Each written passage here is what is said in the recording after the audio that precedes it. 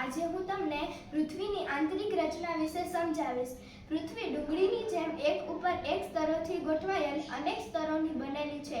પૃથ્વી સપાટીના સૌથી ઉપલા સ્તરને ભૂકવચ કહે છે. તે સૌથી પાતળું સ્તર છે. ભૂમિખંડ પર આશરે 35 કિલોમીટર સુધી તે હોય છે. ભૂમિખંડની સપાટી મુખ્યત્વે સિલિકા અને એલ્યુમિનિયમ જેવા ખનિજ દ્રવ્યોની બનેલી છે.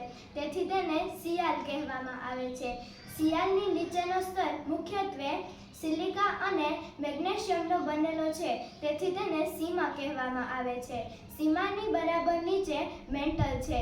તે આશરે 2900 કિલોમીટરની ઊંડાઈ સુધી ફેલાયેલ હોય છે. પૃથ્વીનું સૌથી આંતરિક સ્તર ભૂગર્ભ છે. તેની ત્રિજ્યા 3500 કિલોમીટર જેટલી છે. આ સ્તર મુખ્યત્વે નિકલ અને લોખંડ જેવા ખનિજોની બનેલી છે. તેથી તેને લીફે કહેવામાં આવે છે.